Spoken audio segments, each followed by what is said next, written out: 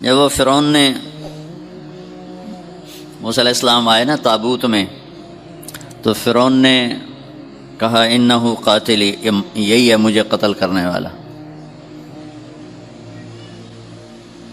تو آسیہ نے کہا قرۃ عین لی ولک، ایک تو چھوڑ دے، اتنے تم نے مار دیے، ایک تو چھوڑ دے، تیری میری آنکھوں کی ٹھنڈک بنے گا۔ تو اس کے کہنے پہ چھوڑ دیا۔ تو ایک دن اس موسیٰ علیہ السلام کو گود میں لیا ہوا تھا، تو ان کا ہاتھ داڑھی پہ پڑ گیا۔ فرعون زور لا بیٹھا، داڑھی نہ چھڑا سکے۔ اسے کہا اے ہی میرے مارن والے، انہوں ہنے مارو۔ اس نے آسیہ نے پھر منت کی، نہیں بچہ ہے، ان کا میں اس کا امتحان لیتا ہوں۔ تو ان کے سامنے سرخ یاقوت رکھا اور سرخ انگارے رکھے، اگر تو اس نے یاقوت پہ ہاتھ ڈالا تو یہ وہی ہے جو مجھے مارے گا، انگاروں پہ ہاتھ ڈالا تو چلو پھر بچہ ہی ہے۔ تو موسیٰ علیہ السلام کے سامنے جب دونوں آئے نا، تو انہوں نے یاقوت کی طرف ہاتھ بڑھایا، جبریل نے آ کے یوں کر دیا اور انگاروں پہ ہاتھ ڈال دیا۔ تو انہوں نے ایک انگارہ منہ میں ڈالا تو زبان توتلی ہو گئی۔ ولا ينطلق لسانی، میری زبان میں لکنت ہے۔ یہ انسان کے اندر ایک خوبی ہے، یہ ہر چیز میں خوبصورتی چاہتا ہے۔ صرف انسان ایک ایسی مخلوق ہے جس کے اندر خوب کی تلاش ہے، بہتر، اس سے بہتر، اس سے بہتر، اور ہر چیز کو خوبصورت بناتا ہے، اور خوبصورتی اس کی کمزوری ہے۔ انسان حسن پرست ہے، اس کو خوبصورت چیز کھینچتی ہے۔ آپ چھوٹے بچے کو بھی مسکرا کے دیکھیں تو اس کا چہرہ کھل جاتا کہ آپ نے کو اس خوبصورت انداز دیا، اور اسی کو آپ آنکھیں دکھائیں اور چہرے پہ غصے کے آثار پیدا کریں تو وہ رونے لگ جاتا ہے، حالانکہ اس کو کچھ پتہ نہیں ہے۔ اتنی چھوٹی عمر سے یہ نیچر بیدار ہو جاتی ہے کہ خوبصورتی کی طرف ہاتھ بڑھتا ہے۔ اچھا، اس کے پاس یہ علم تو ہے کہ گھر کیسے خوبصورت بنانا ہے، یہ ہال کیسے خوبصورت بنانا ہے، یہ کپڑے کیسے بنانے ہیں، یہ چشمہ کیسے بنانا ہے، گھڑی، کروڑوں روپے کی گھڑیاں وجود میں آ گئی ہیں، گاڑی کیسے خوبصورت بنانی ہے، کارپٹ کیسے خوبصورت بنانا ہے، زندگی سے ریلیٹڈ، حتیٰ کہ یہ جو کھانے پر سلاد رکھتے ہیں اس کو کیسے ڈیزائن کرنا ہے، اس پر بھی پی ایچ ڈی ہو رہی ہے، اور اس کے بھی ماہر ہیں، اور کمرے میں رنگ کیسا ہونا چاہیے اس کے بھی ماہر ہیں کہ یہ ٹائل یہاں لگاؤ، یہ رنگ یہاں لگاؤ۔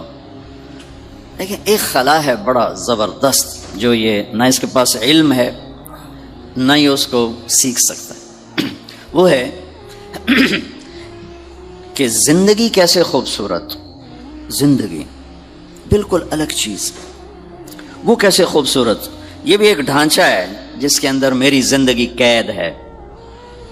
ہم اپنے اپنے قید خانے میں ہیں، ہمیں دیکھنے میں موت خوفناک نظر آتی ہے، ہر مرد عورت کو نظر آتی ہے، لیکن اگر اللہ راضی ہے نا تو اللہ کی قسم موت چھٹی ہے۔ ہفتہ اتوار بچوں کو چھٹی ہوتی ہے، کیسے رات کو مزہ لے رہے ہوتے ہیں، کل چھٹی ہے، کل چھٹی ہے۔ اور میں جب سکول پڑھتا تھا یہاں سینٹرل ماڈل سکول میں، تو پڑھائی کا شوق تو تھا نہیں، باپ کا ڈنڈا تھا، بھائی تینوں ڈاکٹر بناونا ہے، تے پڑھ۔ تو میری آخری جو ہوتا تھا ہمارا پیریڈ،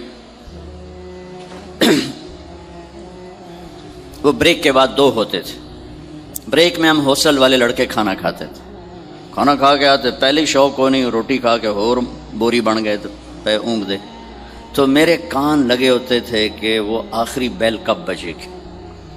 اور ہمارا وہ تھا اس وقت پی این منشی خان، اس کا نام تھا منشی خان، لمبا قد پٹھان تھا۔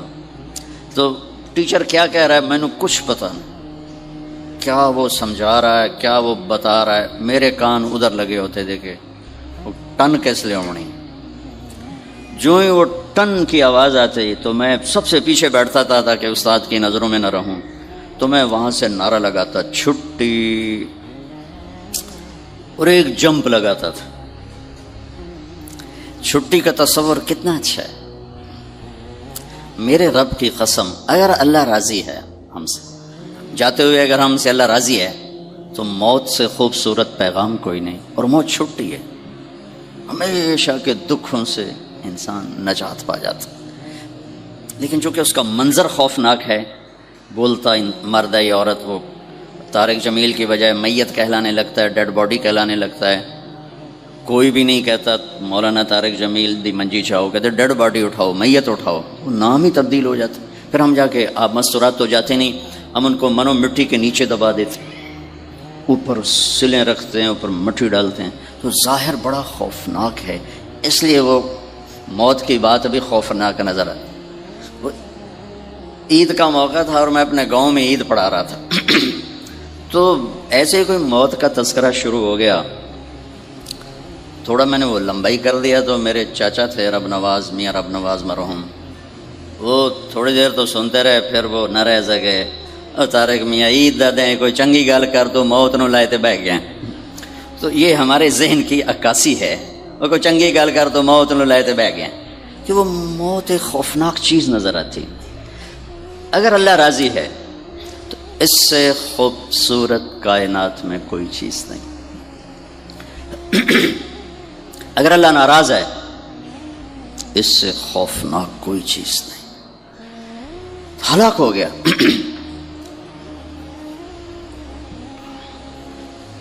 ہم اپنے پنجرے میں بند ہیں، یہ موت ہے کہ تو چھٹی ہو جائے گی، نکل جائیں گے، آزاد ہو جائیں گے، اور ایک لامحدود کائنات کی طرف ہمارا انتقال ہوتا نا، ایک چیز کا ایک جگہ سے اٹھ کر دوسری طرف چلے جانا. انتقال فرما گئے، انتقال فرما گئیں، یہاں سے وہاں چلی گئیں. اب عمر بن عبدالعزیز کی حکومت 3 بر اعظم پر تھی، 3 بر، اور ان کی عمر تھی 42 سال 42، جوان.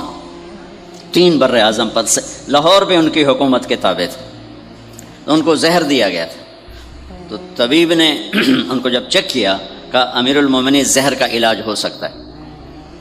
فرمانے لگے اگر تم کہو نا یہ یہاں ہاتھ لگاؤں گا تو ٹھیک ہو جاؤں گا، تو یہ بھی نہیں کروں گا. میں تمہاری دنیا سے تنگ ہوں، میں اپنے اللہ کی ملاقات چاہتا ہوں. اور اس سے 1 ہفتہ پہلے رجا بن حیوہ کو بلا کے فرمایا تمہیں قسم دیتا ہوں ایک دعا کر میرے لیے. کہنے کہ پہلے دعا بتاؤ پھر قسم اٹھاؤں گا. کہ نہیں پہلے قسم. جب انہیں قسم اٹھائی، کہنے لگے میرے لیے دعا کر، اللہ مجھے اپنے پاس بلا لے. کہ یہ دعا میں کبھی نہیں کر سکتا، ساری امت کا نقصان ہے، تیری موت. کہ دیکھ تو نے قسم اٹھائی، دعا کر. انہوں نے دعا کی. دعا کر رہے تھے تو بچہ آ گیا، ایک بچہ. 12 تھے بچے بچیاں، تو ایک بچہ آ گیا. کہنے لگے اے میں بڑا پیارا ہے، دعا کرے بھی میرے نال ہی جاوے. تو اگلے ہفتے دونوں باپ بیٹا ایک ہی وقت میں اٹھ کے جا کے زیر زمین سو گئے. اب وہ زندگی جو اس پنجرے میں بند ہے یہ کیسے خوبصورت ہو؟ چونکہ کپڑے کے حسن سے زندگی میں حسن نہیں آتا، ڈرائنگ روم کی خوبصورتی سے زندگی میں خوبصورتی نہیں آتی، بیڈ روم کے عالیشان ہونے سے، 10-12 کروڑ کا نیکلس پہننے سے، 50 کروڑ کی انگوٹھی پہننے سے زندگی خوبصورت نہیں ہوتی. 50 کروڑ کی گاڑی میں بیٹھنے سے زندگی خوبصورت نہیں ہوتی. زندگی ایک اور چیز ہے، اور اس سے متعلق چیزیں وہ اور جہان ہے، وہ اور جہان. تو اس کا اللہ نے ہمیں پتہ بتایا. جس اللہ نے زندگی دی اسی اللہ نے ہمیں اس کا پتہ بتایا. لقد کان لکم فی رسول اللہ اسوۃ حسنہ. اگر تم زندگی کو خوبصورت بنانا چاہتے ہو تو اس کا ایک راستہ ہے، اور وہ ایک ہی جگہ سودا ملتا ہے پورے لاہور میں، اور کسی کے پاس پورے 6 بر اعظم میں، 7 بر اعظم میں، اور کسی کے پاس زندگی کی خوبصورتی کا راز نہیں ہے. وہ صرف میرے محبوب کے پاس ہے. وہاں آؤ، تمہاری زندگی بھی خوبصورت ہو جائے گی.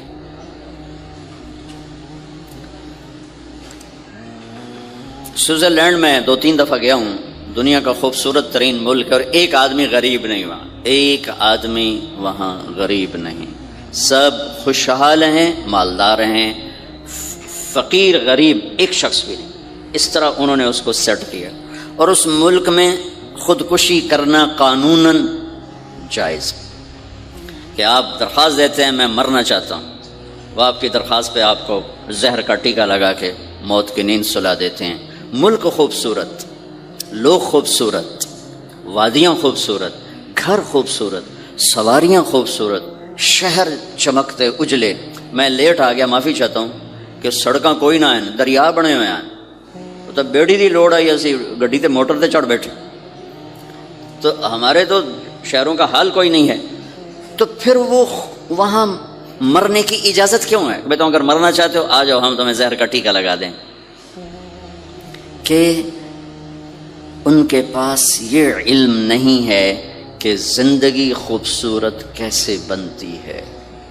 یہ بنانے والے کے پاس یہ علم ہے جس نے ہمیں بنایا، اور اس نے اس کو ٹرانسفر کیا اپنے حبیب کی طرف، اور کسی کو نہیں دیا. وہاں سے یہ ملے گا. کیونکہ زندگی چیزوں کا نام نہیں، احساسات کا نام ہے. احساس پر جب چوٹ پڑتی ہے تو زندگی ویران ہو جاتی، اور احساس کو جب نشو و نما ملتی ہے تو زندگی خوبصورت ہو جاتی. اور زندگی احساس پر چوٹ چھوٹی گاڑی سے نہیں پڑتی، برے رویوں سے پڑتی ہے. برے اخلاق زندگیوں کو تاریکی میں دھکیل دیتے ہیں، اور اچھے رویے اور اچھے اخلاق وہ زندگی کے اندھیروں کو اجالوں میں بدل دیتے. ایک آدمی 20 کنال کے گھر میں رہتا ہو اور بچے نافرمان ہوں، کیا خیال ہے اس کی زندگی میں خوشی ہوگی؟ اس گھر میں رہنے والی ماں خوش ہوگی؟ یا خامند بیوی میں بدتمیز ہوں، عورت کی زبان بھی لمبی ہو، مرد کی زبان بھی لمبی ہو، تو کیا انہیں رولز رائس میں بیٹھ کے سکھ محسوس ہوگا؟ یا سونے کے پلیٹوں میں کھانا کھا کے ان کے اندر خوشی داخل ہوگی؟ میرے بھائی بہنوں، زندگی احساس کا نام ہے، اور احساس کو انگوٹھی نہیں خوش کرتی، زیور نہیں خوش کرتا، 22واں گریڈ نہیں خوش کرتا، چیزیں نہیں خوش کرتی، بڑے بڑے محل خوش نہیں کرتے ہیں. احساس کو خوبصورت اخلاق پانی لگاتے ہیں، اور احساس کو بد اخلاقی آگ لگا دیتے ہیں. بھائیوں میں سلوک نہ ہو، خامند بیوی میں سلوک نہ ہو، اولاد ماں باپ میں سلوک نہ ہو، پڑوسی میں سلوک نہ ہو، تو وہ جنگل بن جاتا.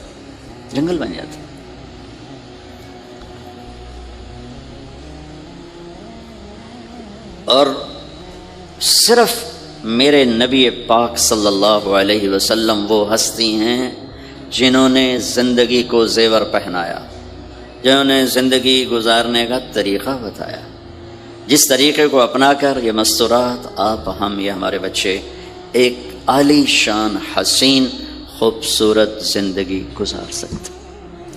تو ہمارے ذہن میں تھا کہ ہمارے بچے اللہ کرے اپنے نبی کو پہچان لیں، اور ہم بڑے بھی پہچان لیں کہ یہ خیرات وہاں سے ملتی ہے، جو سونے چاندی کے ڈھیر میں نہیں ملتی، بادشاہوں کے در سے نہیں ملتی، یہ خیرات وہاں سے ملتی ہے. تو اللہ نے پہلے اپنے حبیب کو خاندانی لحاظ سے خوبصورت بنایا کہ میرے نبی نے کہا سب نسل انسانی میں سے اللہ نے عربوں کو چھانٹا، پھر عربوں میں سے مضر کو چھانٹا، پھر مضر میں سے قریش کو چھانٹا، پھر قریش میں سے ہاشم کو چھانٹا، پھر ہاشم میں سے اللہ نے میرا انتخاب کیا.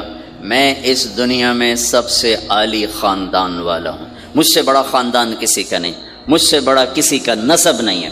اور آپ نے فرمایا کل سبب و نسب منقطع یوم القیامہ الا سببی و نسبی وسأبلھا ببلالھا. قیامت کے دن ہر رشتہ ٹوٹ جائے گا، لیکن میری اولاد کے ساتھ رشتہ نہیں ٹوٹے گا. میں اسے پانی لگاؤں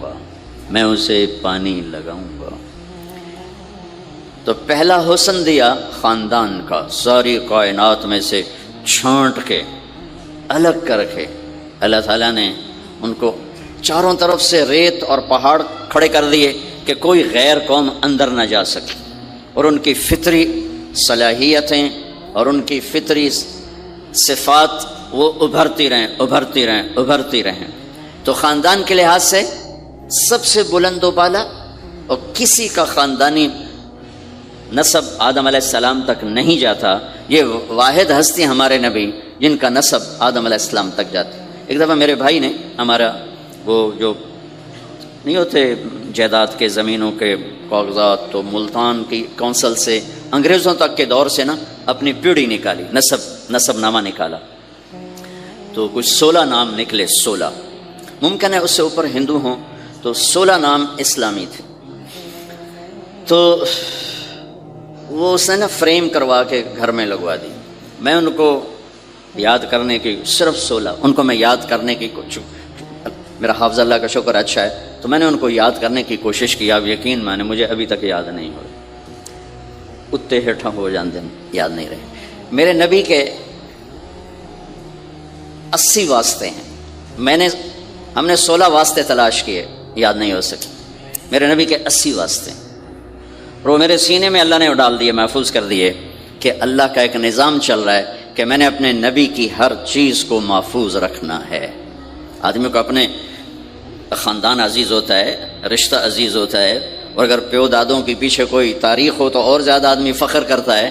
لیکن میں نہیں ان کو محفوظ کر سکا, لیکن چونکہ پیچھے یہاں میرے اللہ کا نظام چل رہا ہے تو اللہ نے اس کو میرے سینے میں بند کر دیا. میں نے پوری دنیا میں اللہ کے نبی کا نسب پھیلا دیا.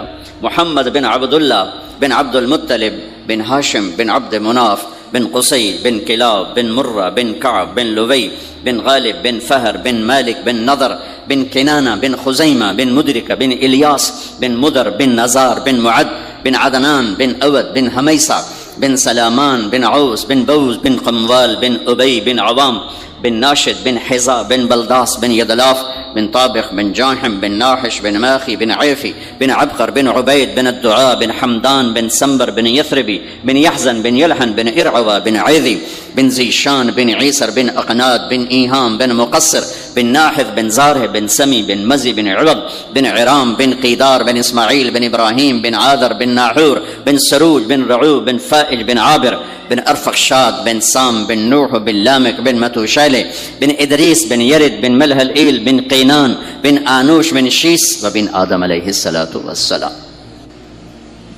اللہ نے میرے نبی کو خاندانی طور پر وہاں پہنچا جہاں کو نہیں جا سکتے. پھر آپ کی ذات کو اتنا حسن بخشا. ایک آدمی بات حسن کی کرے, آپ کالا کلوٹا بیٹھا ہوئے تو گل جڑ دی کوئی. تو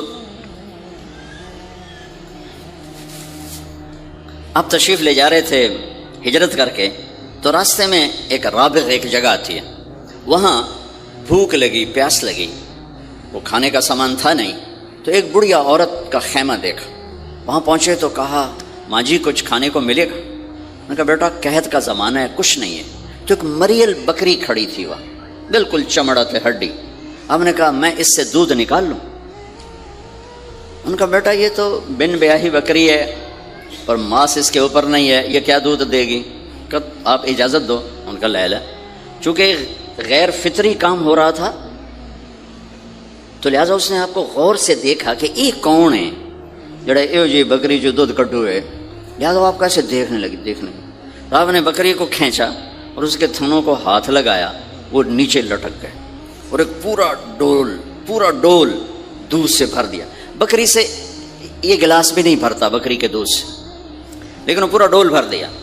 اپنے تینوں ساتھیوں کو پلایا, پھر خود پیا. پھر دوبارہ دودھ نکال کے پورا ڈول بھر کے اس اماں کو دیا, چلے گئے. بکری کی عمر 7 سال ہوتی ہے, 7 سال تک زندہ رہتی ہے, ذبح نہ کریں مر جاتی. یہ بکری 22 برس زندہ رہی اللہ کے نبی کے ہاتھ لگنے کی برکت سے. 22 برس اس بکری نے عمر پائی. جب شام کو اس کا خامد آیا, وہ کہنے لگا اے دودھ کتھوں ہے؟ وہ کہنے لگی ایس بکری چو ہو جا گیا کملی ہو گئی, اتھو دودھ کتھوں آ گیا؟ ہو جا گیا اسے چو آیا, ہو جا گیا اپنی عقل دا علاج کرو, یہ کتھوں آ گیا؟ کہا نہیں, ایک کوئی جادوئی شخصیت والا نوجوان آیا تھا, اس کے ہاتھوں میں کوئی طاقت تھی, اس نے تھنوں کو ہاتھ لگایا اور چشمہ بنا دیا. اچھا کیسا تھا ذرا بتاؤ, سفیلی ذرا دسے نا کیوں جائے. اب اس نے بتایا کہ میں نے کیا دیکھا, اور وہ کمال کیا اس بڑھیا نے کہ آج تک بڑے بڑے علماء ان الفاظ کا ترجمہ کرتے ہوئے تھک رہے ہیں.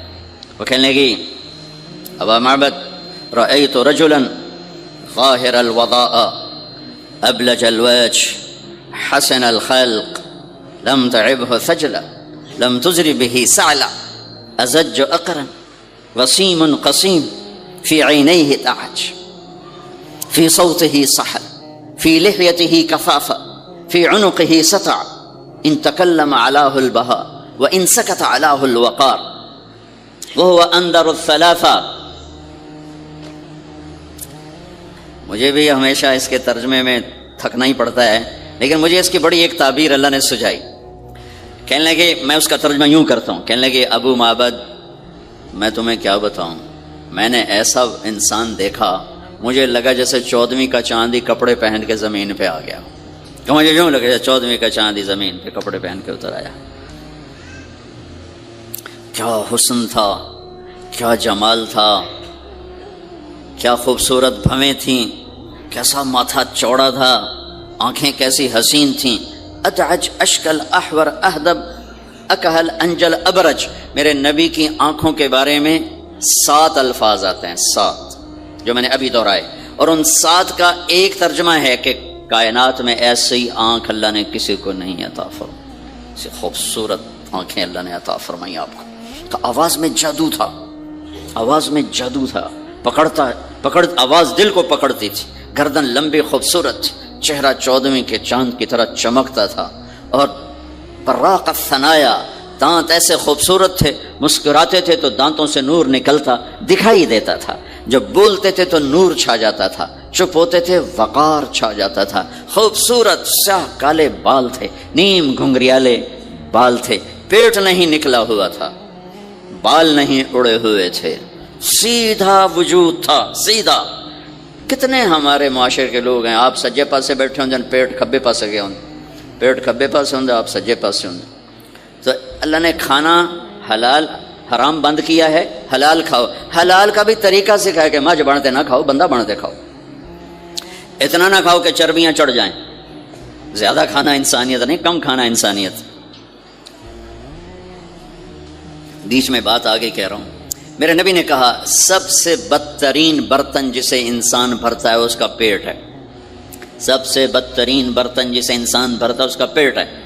اور اگر تم نے کھانا ہی ہے اور تم کہتے ہو نہیں میں نے کھانا ہی ہے، تو 3 حصے کرو، ایک غذا کے لیے، ایک پانی کے لیے، اور ایک ہوا کے لیے. ایک حصہ چھوڑو، ساری زندگی بیماری نہیں آئے گی.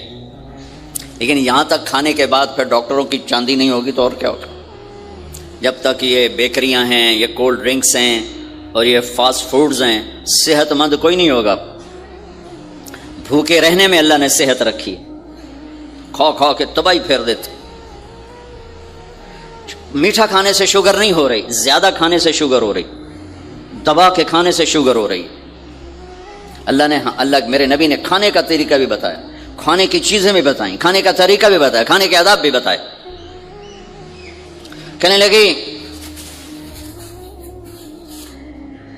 2 لفظ جو دنیا میں کسی انسان کے لیے استعمال نہیں، میں نے آخر میں چھوڑ دے. کہنے لگی ابو معبد میں جب اس کو دیکھتی تھی نا تو میرے دیکھنے کی طلب اور بڑھ جاتی تھی، پھر جب دیکھتی تھی طلب اور بڑھ جاتی تھی.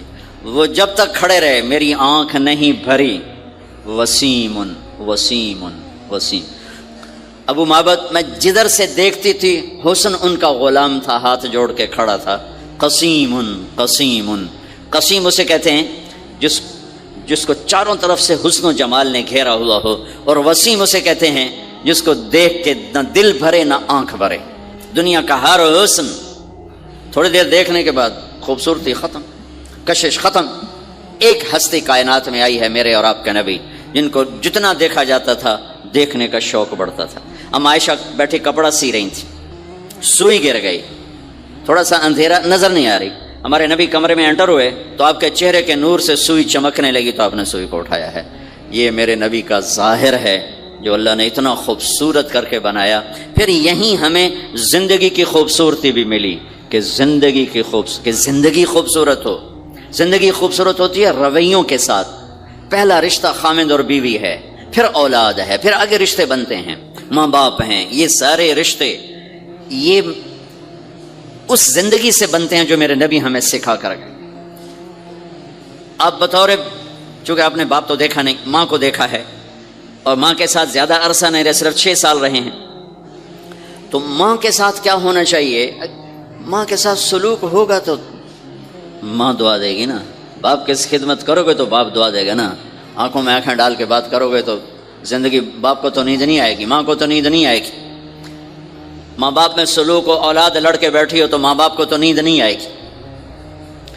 بیوی بدتمیزی سے بات کرے تو خامند کے نیند اڑ جائے گی، خامد بدتمیزی کرے تو بیوی کی نیند اڑ جائے گی، تو یہ کہاں سے زندگی ملے گی؟ میرے نبی کے دروازے پر جاؤ، وہاں پتہ چلے گا کہ زندگی کیسے گزاری ہے۔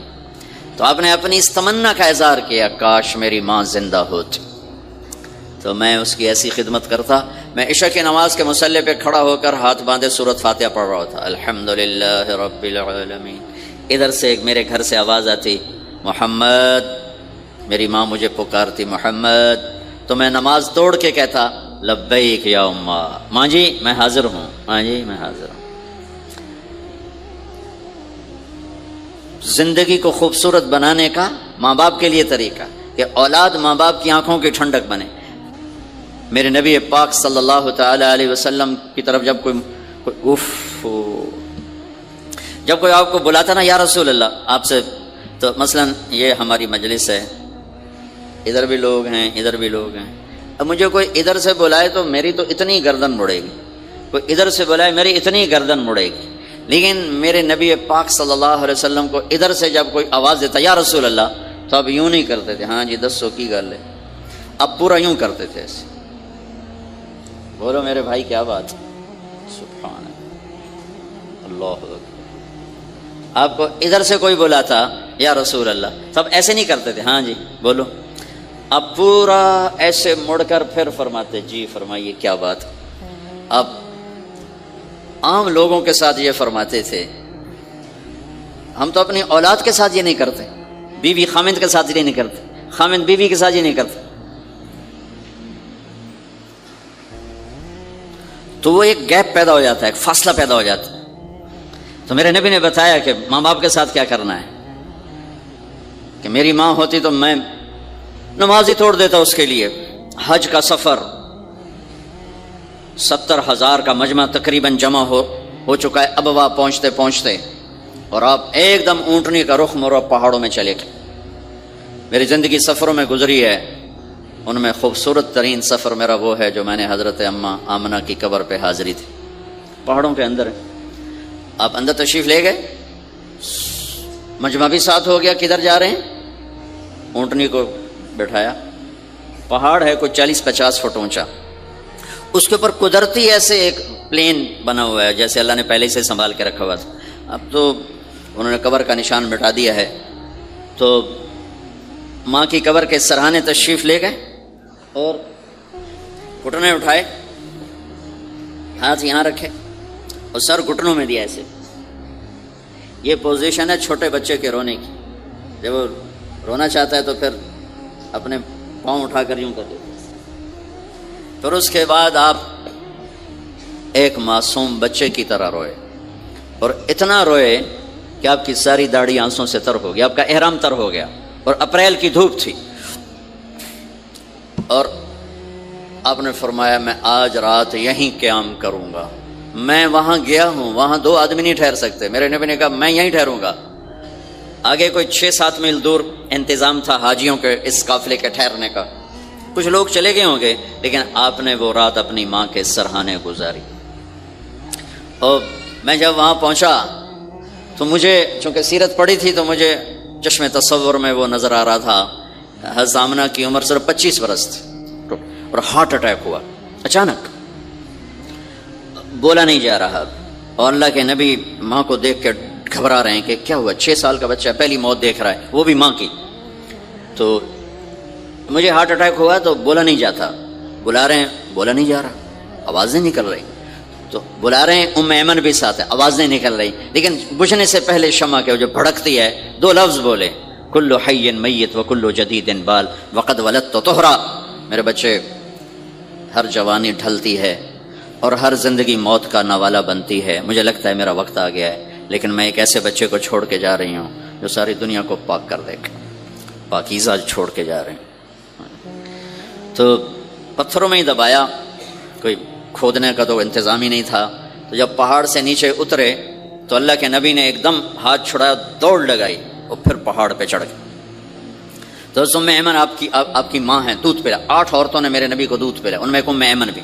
وہ جب پیچھے گئیں تو ایسا منظر تھا جس کو دیکھ کر شاید زمین بھی رو رہی ہوگی اور آسمان بھی اور ابوا کے پہاڑ بھی۔ آپ ماں کی قبر پر ایسے لپٹے ہوئے اپنے سینے کو پتھروں کے ساتھ اور یوں دونوں ہاتھوں سے پتھر لیے ہوئے تھے.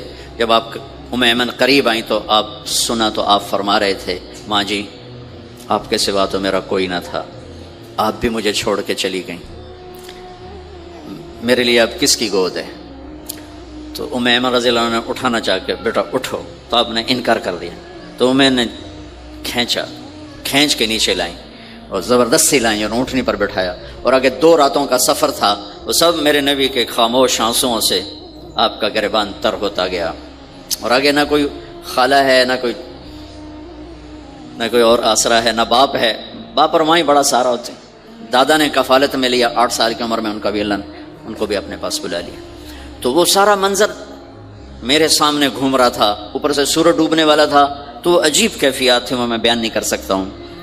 کہ اللہ کی قسم اگر آپ اور میں زندگی کو خوبصورت بنانا چاہتے ہیں تو اپنے نبی کی زندگی کو سیکھنا ہوگا, ان بچوں کو سکھانا ہوگا. ہم نے کوئی کاروباری کام نہیں کیا کہ ہم اسے کوئی کاروبار کر رہے ہیں, کوئی پیسہ کما رہے ہیں, حاشا وکلا حاشا وکلا.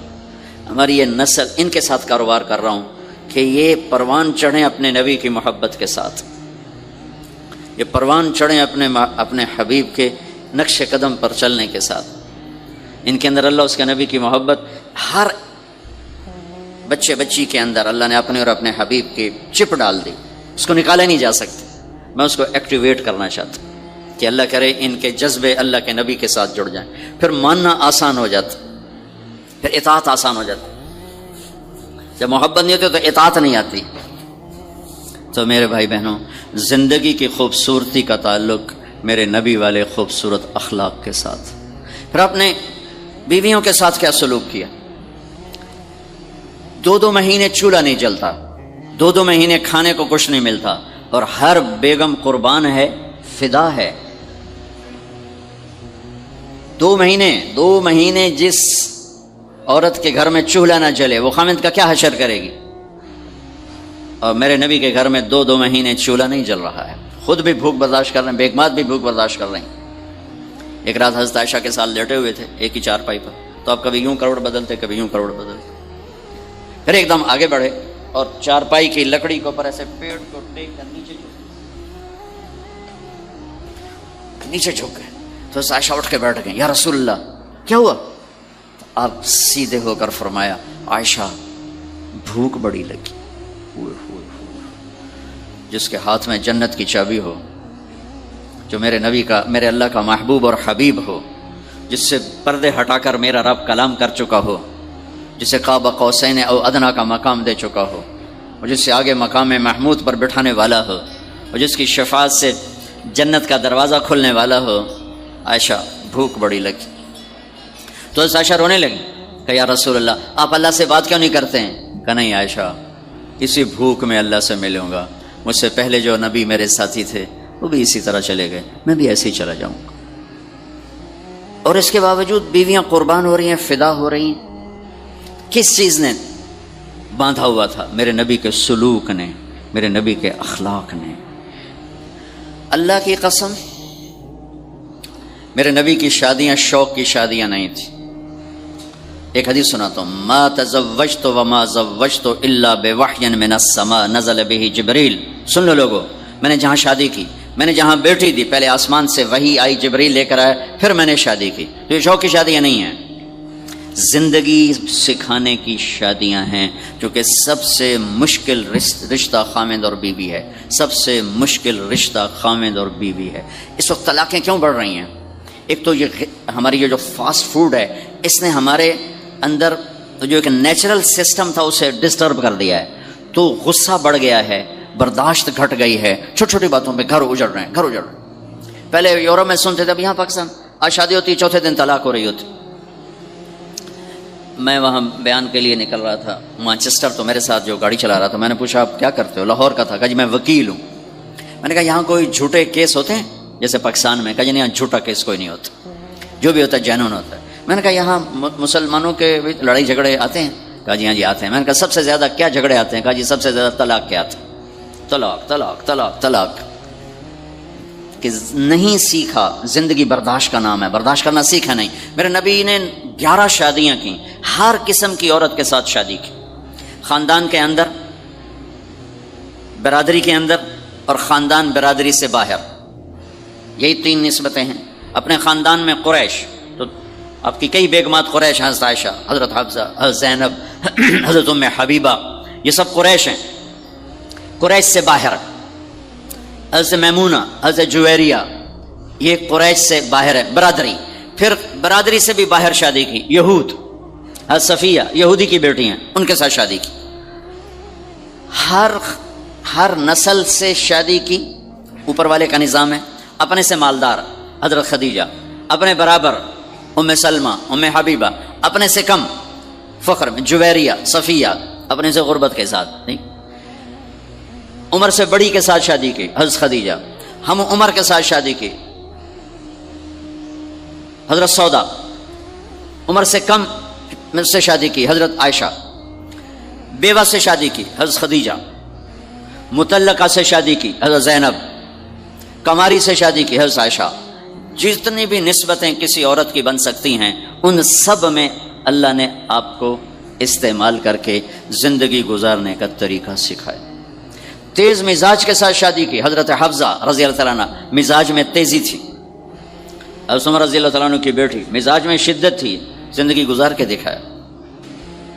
یہ دلداری ہے میرے نبی کی، یہ ہمیں سکھایا۔ کہیں عورتوں کی بدتمیزی بھی انتہا کو پہنچی ہوتی ہے اور اپنے گھر اجاڑ دیتی ہیں اپنی زبان کی شدت کی وجہ سے، اپنی بد اخلاقی کی وجہ سے، لیکن کوئی زیادہ معاملہ مردوں کی طرف سے خراب ہوتا ہے تو شریعت نے بھی اس کو زیادہ بیان کیا اور میرے نبی نے بھی اس کو اجاگر کیا۔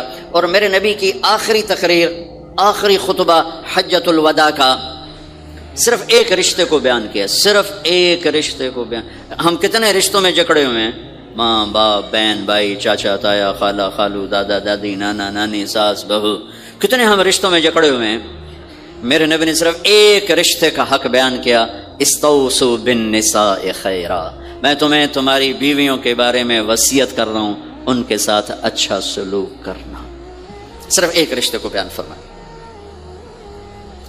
چونکہ یہ بنیادی رشتہ ہے، یہاں سے خاندان بنتا ہے۔ جب یہ ٹوٹ جاتا ہے اور ہمارا جوائنٹ فیملی سسٹم ہے تو کہیں ساس توڑ رہی ہے، کہیں سسر توڑ رہا ہے، کہیں نندیں توڑ رہی ہیں، کہیں خود خامد اپنی بے وقوفی کی وجہ سے توڑ رہا ہے، کہیں بیوی اپنی حماقت کی وجہ سے اس رشتے کو توڑ رہی ہے۔ ایک عورت آئی، ایک لڑکی آئی، یا رسول اللہ میری شادی ہونے لگی، میرے خامد کا کیا حق ہے میرے اوپر؟ دونوں طرف کی میرے نبی نے زندگی سکھائی۔ میرے نبی نے فرمایا تیرے خامد کے جسم پہ پھوڑے نکل آئیں، پھوڑوں میں گندا پانی جمع ہو جائے، پیپ جمع ہو جائے، اور تو زبان سے چاٹ چاٹ کے اس کے زخموں کو دھوئے تو بھی تو نے اپنے خامد کا حق ادا نہیں کیا ہے۔ تو اس طرح لائف کو بیلنس کیا میرے نبی نے کہ ایک گھر کیسے چلتا ہے، وہ کس طرح خوبصورت بنتا ہے، وہ میرے نبی کے اخلاق ہیں۔ آپ سب سے ایک بات کرتا ہوں، برداشت کرنا سیکھ لیں، زندگی خوبصورت ہو جائے۔ صرف سارے اخلاق کو میں جمع کروں ایک لفظ میں، برداشت، اور اس کو شریعت میں صبر کرنا سیکھ لیں، زندگی خوبصورت ہو جائے گی۔ بچیاں ساس کی شکایت کر رہی ہوتی ہیں، کبھی خامند کی شکایت کر رہی ہوتی ہیں، کبھی اولاد ماں باپ کی شکایت کر رہی ہوتی ہے، کبھی اولاد ماں باپ کی شکایت کر رہے ہوتے ہیں۔ شکایتوں سے جہان بھرا پڑا ہے، آپ شکایتوں کو دفن کر کے ہونٹ سی لیں۔ صبر، آہ نہ کر لبوں کو سی، عشق ہے دل لگی نہیں، سینے پہ تیر کھائے جا، آگے قدم بڑھائے جا، یعنی زبان حال سے کہہ دے کہ ہاں ستائے جا۔ جو ستاتا ہے چپ ہو جاؤ، جو ستاتا ہے چپ ہو جاؤ۔ اللہ کی قسم آپ ایسی طاقت بنو گے کہ پہاڑ بھی راستہ دیں گے۔ صبر انسان کی سب سے بڑی طاقت، صبر انسان کی سب سے بڑی طاقت ہے، صبر انسان کی سب سے بڑی طاقت، الٹا کے رکھ دیتی ہے چیزوں کو۔ چپ رہنا سیکھ، خاموش رہنا سیکھ، درگزر کرنا سیکھ، تو آپ دیکھیں گے آپ کی زندگی میں کتنا حسن آتا ہے، کتنی زندگی میں مٹھاس پیدا ہوتی ہے۔ غصہ نکال دینا وقتی ایک راحت ہوتی ہے، اور پھر شرمندگی اور ندامت کے سوا کچھ نہیں ہوتا۔ اور پی جانا، سہ جانا، یہ آپ کو ایک عظیم و شان ہستی بنا دے گا۔ آپ کی دعائیں عرش سے جا ٹکرائیں گی۔ چپ رہنا ان بچوں کو سکھائیں، خاص طور پر اپنی بیٹیوں کو چپ رہنا سکھائیں کہ میں دکھ سے کہتا ہوں میرے دیس کا سسرالی معاشرہ ظالم ہے، ظالم ہے، ظالم ہے۔ اس میں نہ کوئی نمازی کی قید ہے، نہ بے نمازی کی، نہ دیندار کی، نہ بے دین کی، نہ کسی پردے والے گھر کی، نہ بے پردہ گھر کی۔ سسرالی معاشرہ بہت ظالم ہے، بہت ظالم۔ جوائنٹ فیملی سسٹم عذاب بن چکا ہے، عذاب۔ پہلے ایک رحمت تھی یہ کہ سب کو اپنے حقوق حدود کا پتہ تھا، اب کسی کی زندگی میں دخل دینا یہ ہمارے اخلاق بن چکے ہیں، تو ہم اپنی زندگیوں کو خراب کر چکے، برباد کر چکے۔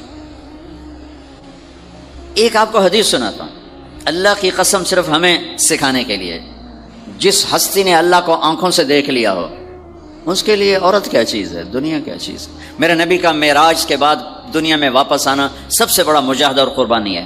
جنت میں اللہ ہمیں نصیب کر، جب اللہ کا دیدار ہوگا تو اس کے بعد اللہ کی قسم جنت والوں کو جنت بھول جائے، عورتوں کو خامد بھول جائیں گے، خامدوں کو بیویاں بھول جائیں گی، اور جنت کی ہر نعمت بھول جائے گی، صرف اللہ کو دیکھنے میں گم ہو جائیں گے۔ اور میرے نبی اپنی آنکھوں سے اللہ کو دیکھ کر آئے ہیں، ٹھیک ہو گیا۔ اب ایک حدیث سنو، عائشہ مجھے جب سے پتہ چلا ہے نا کہ تو جنت میں میری بیوی ہے تو میرے لیے تو مرنا ہی آسان ہو گیا ہے۔ اللہ اکبر۔ یا عائش انہ لیہون علی ان اریتک زوجتی فی الجنہ، میرے رب کی قسم ہمیں آپ کو سمجھانے کے لیے، ہمیں آپ کو بتانے۔ عائشہ مجھے جب سے پتہ چلا ہے نا کہ تو جنت میں میری بیوی ہے، مجھے تو مرنا اچھا لگنے لگا ہے، مجھے تو مرنا اچھا لگنے لگا ہے کہ تو جنت میں میری بیوی ہے۔ سبحان اللہ۔ ادھر اچھا جی جنت بھی یہی لبنی ہے جی، یہ جنت جا کے بھی یہ دنالی رانا ہے، یہاں یہ باتیں سننے کو ملتی۔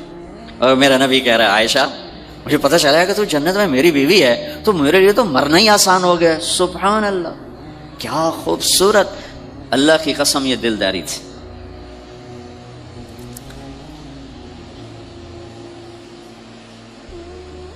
سب سے مشکل رشتہ خامد اور بیوی ہے، سینکڑوں آیات اس کے لیے اللہ نے اتاری، ماں باپ کے لیے چند آیات، اولاد کے لیے چند آیات، بہن بھائیوں کے لیے چند آیات ہے، خامد اور بیوی کے لیے قرآن پڑھا ہے، پوری سورت اتاری ہے اور سینکڑوں آیات اتاری، چونکہ ایک اس رشتے کی اہمیت، ایک اس کی نزاکت اور کمزوری کہ کوئی رشتہ ٹوٹتا نہیں سوائے خامد اور بیوی کے۔ میں ماں کا بیٹا ہوں، باپ کا بیٹا ہوں، اچھا ہوں یا برا ہوں انہی کا، میرا نسب میری نافرمانی سے بدل نہیں سکتا، میں اللہ بخش کا بیٹا ہوں، میرا یہ نسب بدل نہیں سکتا، اچھا ہوں یا برا ہوں، اللہ ان کی قبر روشن کرے۔ خامد اور بیوی کا رشتہ ایک بول پہ ٹوٹ جاتا ہے، ایک بول پہ ٹوٹ جاتا ہے، اس لیے اس کو بچانے کے لیے آیات آیات آیات، اور میرے نبی کی شادیاں کہ کس طرح ایک گھر کو لے کے چلتے ہیں، کس طرح ہر مزاج کی عورت کے ساتھ سلوک کرتے ہیں۔ جہاد کا سفر، کاروباری سفر نہیں میرے نبی کا، اور چلنے لگے، اعلان ہوا کوچ کرو، سب نے سواریاں کس لیں، سامان کس لیا، یوں چلنے کا حکم ہو رہا ہے، اور حضرت عائشہ رضی اللہ نے اپنا یوں دیکھا، اونٹنی پہ بیٹھ گئی تھیں، ہار کوئی نہیں، یا رسول اللہ میرا تو ہار کوئی نہیں، میرا ہار گم ہو گیا ہے، میرا ہار تلاش کریں ہم پھر چلیں گے۔ تو میرے نبی کہتے تو وڈی آئی نواب زادی، میں جہاد تے پہ جانا تینوں ہار دی پائے گی، چل اگو لگ۔ میرے نبی نے کہا چلو بھائی عائشہ کا ہار تلاش کرو۔ اللہ کی قسم میں جب یہ واقعات پڑھتا ہوں یا سناتا ہوں میں خود حیرت میں ڈوبا ہوتا ہوں کہ کیا کر دیا میرے نبی نے، جہاد کا سفر، اور میرے نبی کا ہار تلاش کرو بھائی، اب سارے ہار تلاش کر رہے ہیں۔ کچھ دن چھپ گیا، ہار کی تلاش تو بند ہو گئی اور سفر بھی بند، چونکہ اندھیرے میں کہاں جائیں گے، اور آپ کے ماتھے پہ شکن، عائشہ تیری وجہ سے ساری مصیبت ہے، اللہ دے بندی تو ہار دے مگر پہ گئی، کیڑی گل ہے ہار دی، ایک لفظ نہیں فرمایا۔ سارے قافلے نے قیام کیا، عشاء تک تو پانی تھا، وضو کا پانی ختم ہو گیا، عشاء مغرب عشاء پڑی کٹھی تو پانی ختم ہو گیا، اب پانی ختم ہو گیا تو فجر کی نماز آ رہی ہے، پانی کوئی نہیں ہے، تو سارے صحابہ نے ابو بکر پہ چڑھائی کی، ویکھے تیری دھی دے مگر ساڑے نال کی بنی، ہوں اسی نماز میں پڑھنی ہے، پانی تو ہے نہیں تو وضو میں کرنا ہے۔ اب ابو بکر کو غصہ چڑھا، ایک دم، وہ تو باپ تھے، وہ گھس گئے خیمے میں، آگے دیکھا تو اللہ کے نبی اما عائشہ کی گود میں سر رکھ کے سوئے ہوئے تھے، اور اما جی ایسے بیٹھی تھی، آپ کو سارا دیکھ رہی ہوں، اب بولیں تو خطرہ ہے آنکھ کھل جائے گی، اور غصہ بھی چڑھا ہوا ہے، باپ بھی ہیں، تو اب مجھے دیکھو کیا کر رہے تھے۔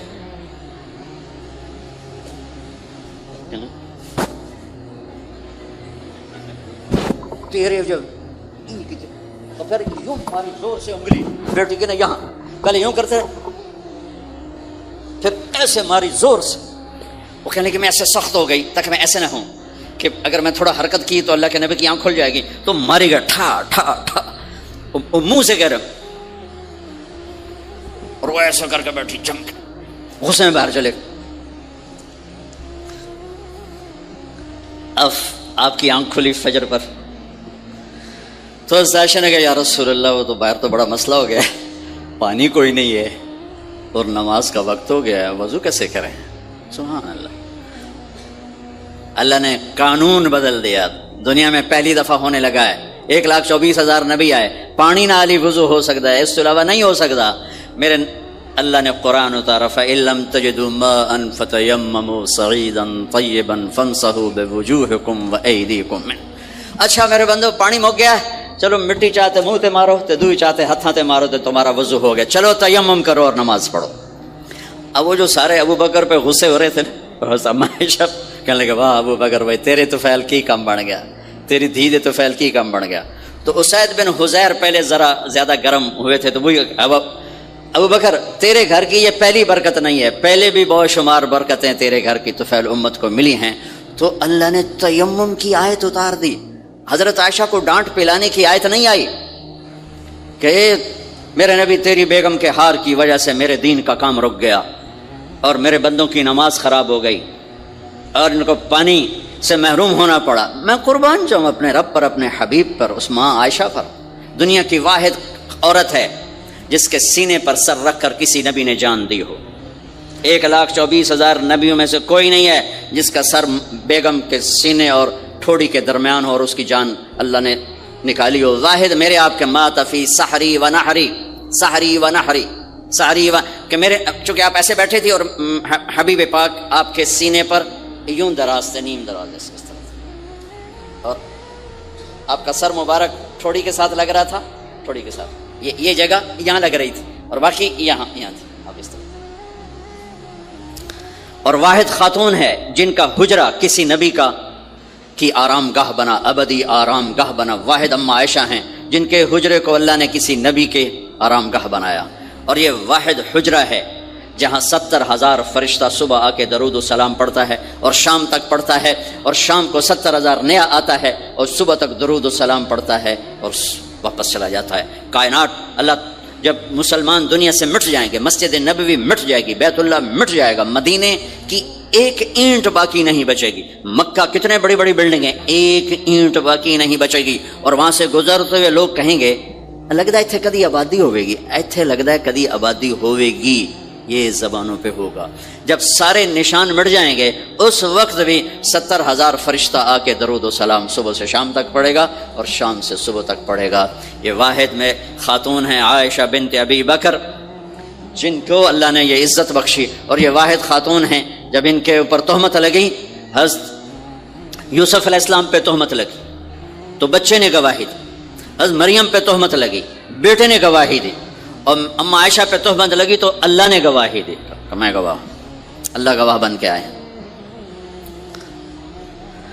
تو اللہ نے کہا تیمم کرو بھائی، سارے خوش ہو گئے، سارے خوش ہو گئے۔ تو حضرت عائشہ نے کہا یا رسول اللہ اب میرا ہار چھوڑ دیں، اب چلیں۔ تب آپ نے کہا چلو بھائی کوچ کرو۔ اس سے زیادہ کوئی دلداری کا واقعہ پیش کر سکتا ہے؟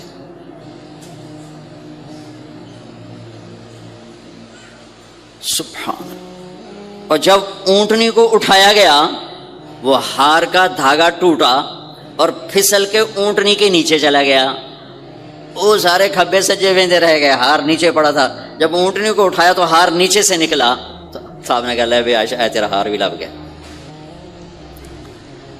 پھر اولاد کے ساتھ کیا کرنا ہے؟ میرے نبی نے حسن حسین کے ساتھ 7 سال گزارے، حسین کے ساتھ 6 سال، حسن کے ساتھ 7 سال علیہم السلام رضی اللہ عنہما۔